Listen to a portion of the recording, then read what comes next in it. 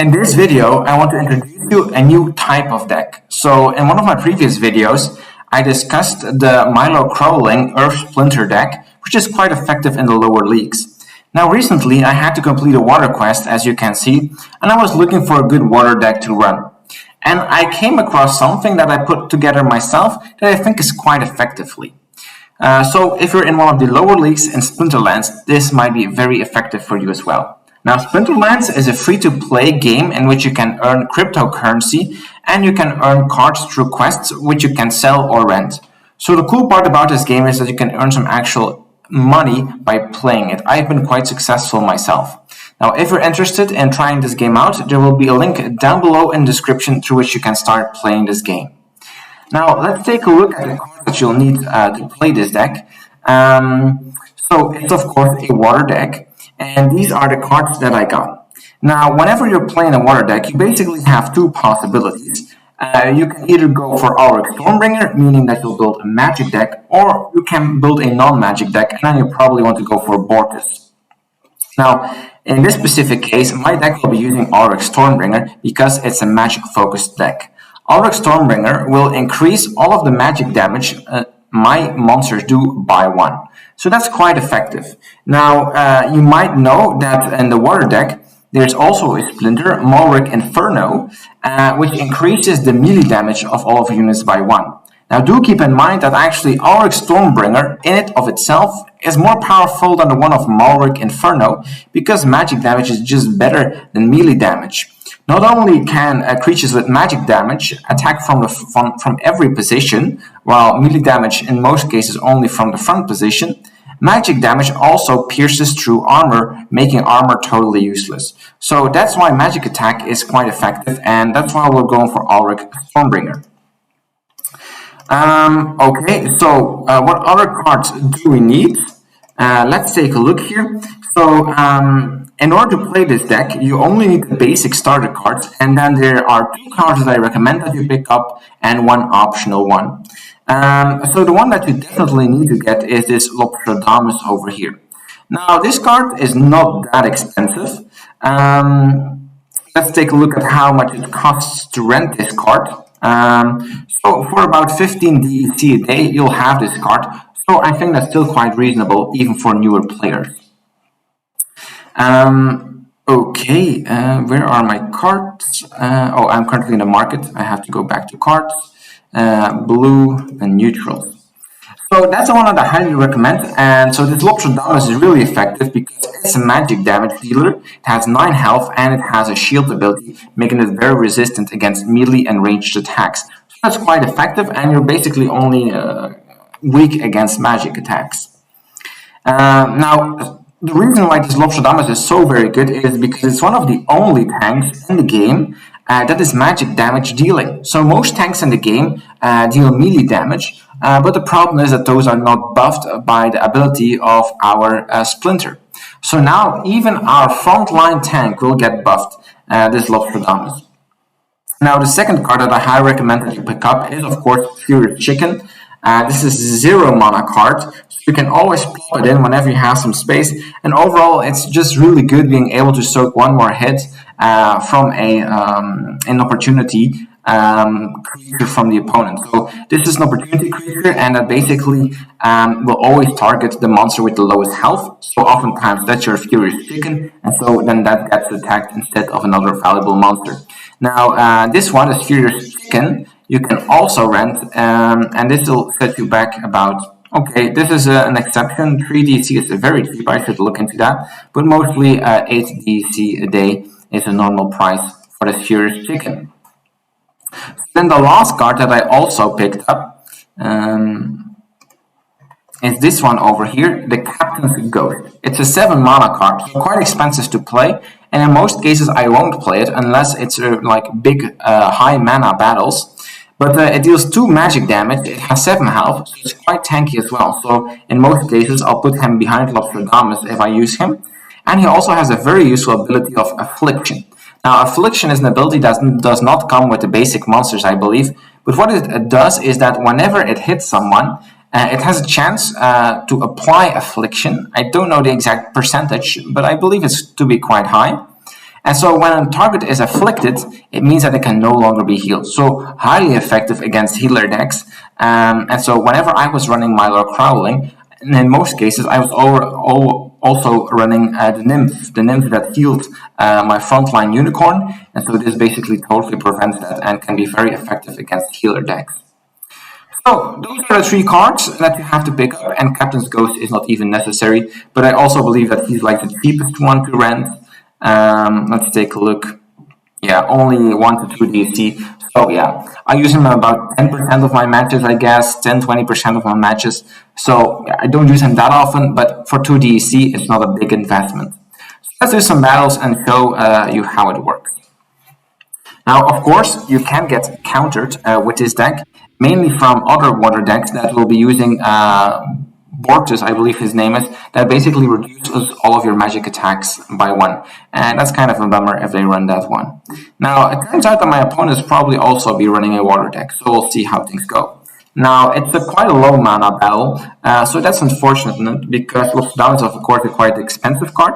I'll still pick him up and take a look at the other possibilities that we have. So we have 4 mana left. So in all cases, I'll take the Ice Pixie, but I think the other picks are probably not worth it. So we'll look at any other 2 mana cards. I'll put out the Cockatrice in front, and then I'll put the Furious Chicken. I'll put it in the back to like handle 1 sneak attack. Yeah, I'll go with that lineup. Okay, so we're playing against Pyre, a Fire Splinter. Let's see how we'll do. So, perhaps not the greatest. We have this Opportunity guy, who we might take out one of these 2 guys first. And our magic, of course, will pierce the opponent. Yeah, we'll see. It depends a bit where this Serpentine Spy, if we will target my Fierce Chicken or my Ice Pixie first. Okay, apparently Ice Pixie, that's not too great. So yeah, it will be a tough battle. But I think we have a decent chance of, yeah, it's looking already quite good. So yeah, this is going to be a win. As you can see, Lockdown is a very good card. High mana, high damage, excellent. Okay, so that's our first win in the bag. Let's play some more battles. So next on, we're once again playing another water dude, and it turns out he's basically running exactly the same deck as we are. So I'm wondering if we should try and counter him, or we should just continue using our strategy. Hard choices.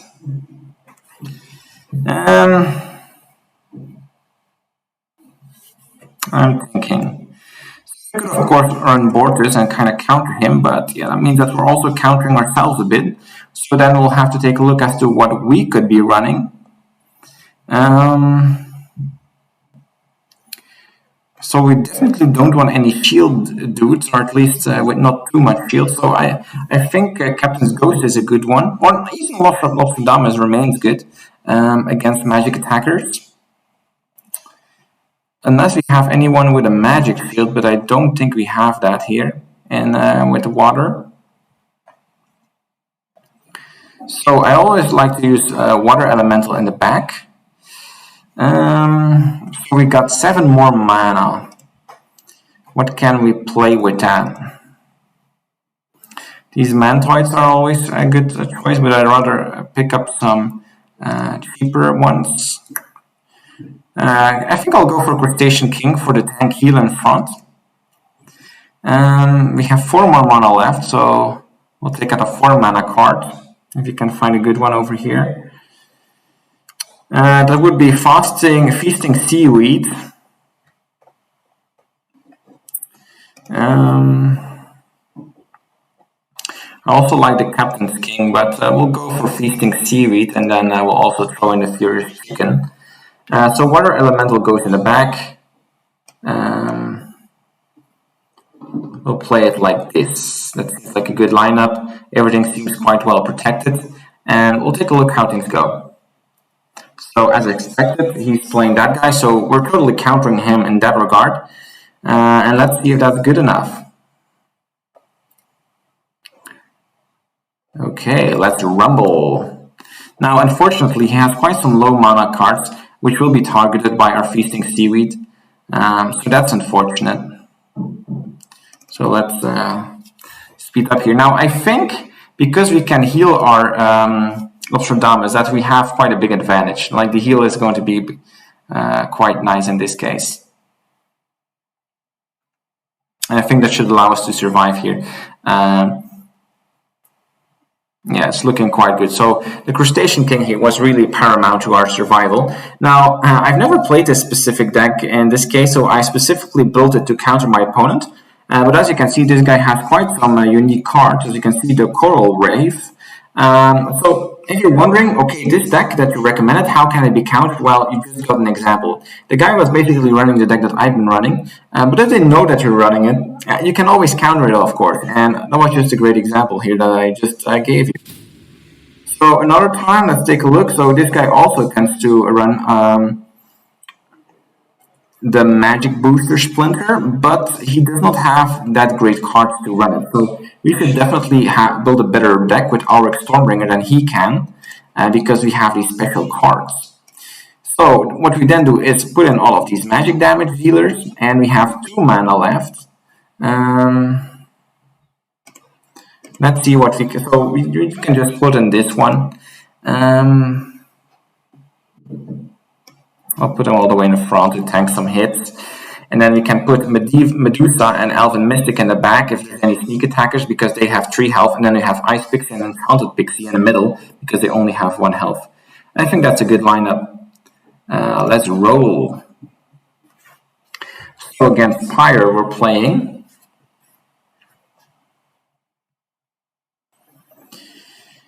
Okay, yeah, hard to predict from the front. So he has the Opportunity guy, some sneakers. So the Opportunity will take out these 2 guys. So Opportunity is quite annoying in this case. We'll have to see how fast we can burn through the dog in front. Yeah, it's not looking too great, I must say.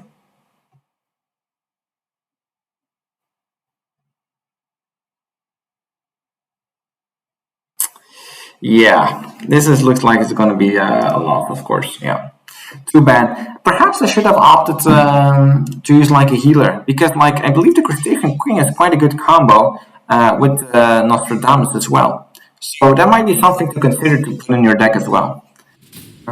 Once again, low mana battle. Let's see what we can put together. So 2 mana left, so we'll go for this one, put him in front, and have the chicken in the back to get protect a bit against the sneak, and we'll roll with that. But yeah, I was really surprised by the effectiveness of the Crustacean King before. So that could definitely be a viable addition to this deck that I might consider. Okay, this guy is once again running a ton of sneaks and spies with Opportunity. Yeah, just playing Milo Crawling against his deck would be a breeze, but now I'm not sure. We'll have to see. Luckily enough, the Opportunity guy missed against my flying unit, so that definitely gives us a nudge, and now it looks like it's in the back. Yeah, quite easily. I think even if he might have hit my Ice Pixie, we might still have survived, so it wouldn't have mattered that much. Okay, let's play one last battle with this deck. So this guy, I believe, adds one field to all of his dudes. So that's quite effective because Magic ignores shield. So I really hope that he'll play his live deck. So let's roll. We have 5 mana left. So that means I'll probably... Oh no, we have 6 mana left apparently. Yeah, we have 6 mana left. So how can we best use our mana in that case? Probably with the Medusa. Crustacean King, how much health does he cost? 3 health. We have 1 mana left, that's not very useful. We could also do it... No, we don't have enough for that. So we have 1 mana left. That's important because there's also like a cheap rental card that you can get for 1 mana that would be really effective. So that also might be a viable pickup. Because I would like to use Crustacean King in this case, but yeah, I won't be doing it. Instead, I'll pick up the Medusa here. And I'll leave the lineup like that. And go to battle. Oh, we're playing against a mirror match. That's interesting. Curious to see what he will bring to the fight.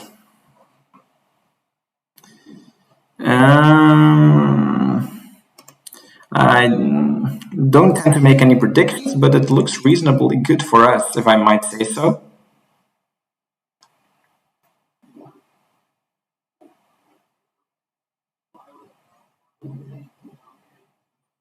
It looks like it's in the bag, so there we go. This was my water splinter deck for beginners that I believe to be very effective. As you can see, I was able to snatch up quite a couple of wins there. And you have to be aware that these guys are aware that I'm running this deck because I've been running it all the time, as you can see. So even before I made this video, as you can see, I snatched up quite a few wins just with the same deck running. It's very effective. So yeah, if you want to switch it up, you can always use like the green splinter Milo crawling deck. It's a little bit more expensive, but I find this one to be also very powerful because it's just so hard to deal with magic in these low ranks, and that's why I can highly recommend it. Now, if you'd like to play Splinterlands as well, don't hesitate to use the link down below in the description to create a free account. And don't forget to subscribe to the channel and like it. See you next time.